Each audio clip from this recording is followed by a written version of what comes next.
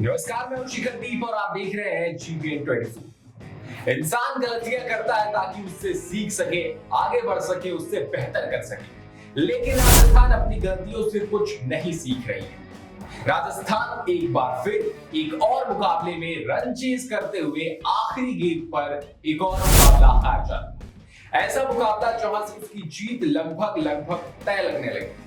बात अलग है कि कल के मुकाबले में बहुत पीछे हो गई थी राजस्थान एक समय पे, पर रियान पराग की कमाल की पारी, जुझारू पारी, रजवाड़ों की तरह लड़ने वाली पारी ने राजस्थान को मुकाबले में वापस लेकर आए और ऐसी परिस्थिति में पहुंचा दिए जहां से राजस्थान मुकाबला जीत सकती थी। लेकिन फिर वही समस्या, फिनिश नहीं कर पाए राजस्थान के बल्लेबाज। आखिरी गेंद पर 3 रन चाहिए था और सिर्फ 1 रन बना पाई राजस्थान और एक और मुकाबला आखिरी गेंद तक लेकर गए, लेकिन नतीजा एक बार फिर वही आया कि राजस्थान मुकाबला हार। राजस्थान अपने सम्मान की लड़ाई लड़ रही है और राजस्थान उस लड़ाई में भी पीछे रहे। युवाओं पे बहुत भरोसा दिखाया था राजस्थान की मैनेजमेंट ने, राहुल द्रविड़ ने, लेकिन युवाओं ने निराश किया है।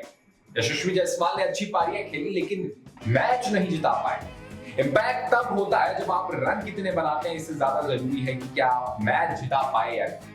यशस्वी जायसवाल को पता होना चाहिए कि उनके जो आखिरी में बल्लेबाज हैं वो उस तरीके से परफॉर्म नहीं कर रहे हैं, तो उन्हें शायद मुकाबले को अंत तक ले जाना चाहिए था, खुद जिताना चाहिए था। यशस्वी जायसवाल नहीं कर पाए। रियान पराग ने कल कमाल की पारी खेली, कमाल की पारी खेली। 5 छक्के लगाए मोइन अली के एक ओवर में। अगले ओवर में एक छक्के लगाकर लगभग लगातार 6 गेंदों पे 6 छक्के भी लगाए, लेकिन वो भी वो काम नहीं कर पाए जो उन्हें करना चाहिए था, मैच को अंत तक ले जाना, फिनिश करना। केकेआर ने एक और मुकाबला राजस्थान को हराकर अपनी उम्मीदों को जिंदा रखा है और अब टॉप 4 की लड़ाई को केकेआर ने और मुश्किल बना दी, क्योंकि समय ऐसा लोग कहने लगे थे कि अब मुंबई, आरसीबी, जीटी, पंजाब, दिल्ली, इन्हीं 5 टीमों में टक्कर है। लेकिन अब केकेआर ने कहा है कि रुको जरा, डिफेंडिंग चैंपियंस हैं हम और हम अपने टाइटल को डिफेंड करने की पूरी कोशिश करेंगे। अब केकेआर के लिए भी पूरे दरवाजे खुले हैं। अगर वो मुकाबले जीतती है तो फिर दिल्ली, पंजाब, मुंबई, आरसीबी, किसी के लिए भी खतरा बन सकती है कोलकाता नाइट राइडर्स। वही दूसरा मुकाबला भी कमाल का मुकाबला था जहां लखनऊ के सामने थी पंजाब किंग्स। ये अलग पंजाब है, ये अलग पंजाब किंग्स है। यहाँ का कप्तान अलग है, यहाँ का कोच अलग है, यहाँ के खिलाड़ियों की सोच अलग है, क्योंकि सभी खिलाड़ियों की इसी वजह से तो कहा था कि टाटा बाय बाय, हम नई टीम बनाएंगे, नई सोच लेकर आएंगे, और वही दिखा रही है पंजाब किंग्स की टीम। 236 रन जोड़ दिए पहले बल्लेबाजी करते हुए और सिमरन सिंह ने क्या कमाल की बल्लेबाजी की, 91 रन बनाए। अनकैप्ड इंडियन प्लेयर्स का एक और कमाल की पारी। इस साल की ये सबसे बड़ी कहानी रही है कि जो नए खिलाड़ी हैं, जो युवा खिलाड़ी हैं, जो अनकैप्ड इंडियन प्लेयर्स हैं, उन्होंने कमाल का परफॉर्मेंस किया, चाहे वो गेंदबाज हो चाहे वो बल्लेबाज हो। सिमरन सिंह पिछले 2 सालों से अच्छा परफॉर्म कर रहे थे, लेकिन वो 30 रन 40 रन बना के वापस चले जा रहे थे। लेकिन इस साल उन्होंने इस चीज को बदला है, वो पारी को लंबी कर रहे हैं, बड़ी पारी खेल रहे हैं। और सिमरन सिंह ने क्या कमाल की पारी खेली और उनका फिर साथ दिया श्रेयस अय्यर ने भी कमाल की पारी खेली। एंथोनी स्टोइनिस ने कमाल की पारी खेली, नेहाल वडेरा ने उनका साथ दिया। इस तरह पंजाब पहुंच जाती है 236 रन और लखनऊ चेस करते हुए उनकी भी वही समस्या, जैसे राजस्थान चेस नहीं कर पाती अंत में, वैसे ही लखनऊ की समस्या है कि अगर उनके टॉप भी बल्लेबाज जल्दी आउट हो जाते हैं तो फिर लखनऊ मुकाबला हार जाता है, क्योंकि उसके बाद के बल्लेबाज रन बना लेते किसी इनिंग में, लेकिन मुश्किल है, आउट ऑफ फॉर्म चल रहे हैं। ये जो टॉप 3 बल्लेबाज हैं, मार्करम, मार्श और पूरन, अगर ये नहीं चलते तो मुकाबला हार जाता, क्योंकि पंत आउट ऑफ फॉर्म चल रहे हैं। कल पंत के ऊपर जिम्मेदारी थी, 3 विकेट गिर गए थे, लेकिन पंत एक बार फिर अपनी जिम्मेदारी निभाने में कामयाब नहीं।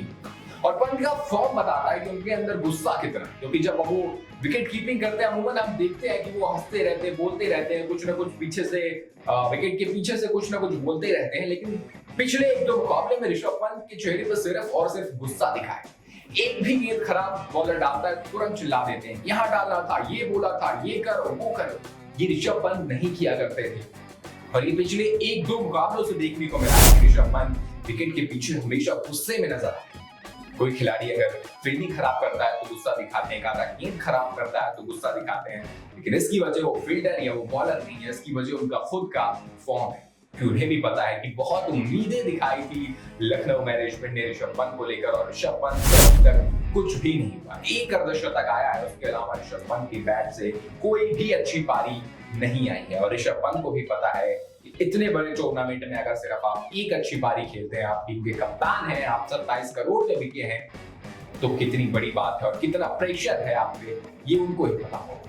वहीं आज का मुकाबला भी कमाल का मुकाबला है।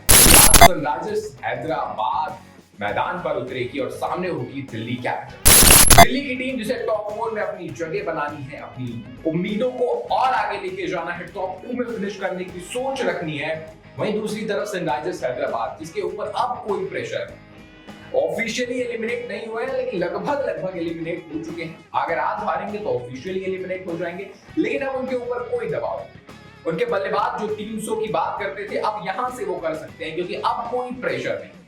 उनके ऊपर ये वाला प्रेशर भी नहीं है कि अब कम से कम अच्छा कर दे, नहीं तो अगले साल खेलने को नहीं मिलेगा। अगले साल यही बल्लेबाज खेलते नजर आएंगे, तो ऐसे में उनके ऊपर कोई प्रेशर नहीं है, अब कुछ भी नहीं है।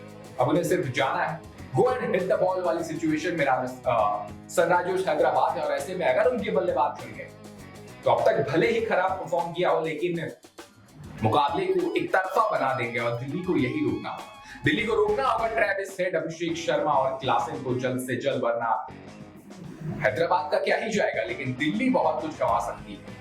अगर दिल्ली ये मुकाबला भी हारेगी तो उसका प्रेशर, उसके ऊपर से प्रेशर बढ़ता जाएगा और दिल्ली के जो बाद के मुकाबले बचेंगे ना, ऊपर जो बढ़िया परफॉर्म करने वाली टीम है ना, उनसे, मुंबई से, पंजाब से, गुजरात से, ऐसे में दिल्ली को सोचना होगा, ये मुकाबला जीतना होगा, क्योंकि वहां तीनों मुकाबले में बहुत टफ फाइट होने वाली है।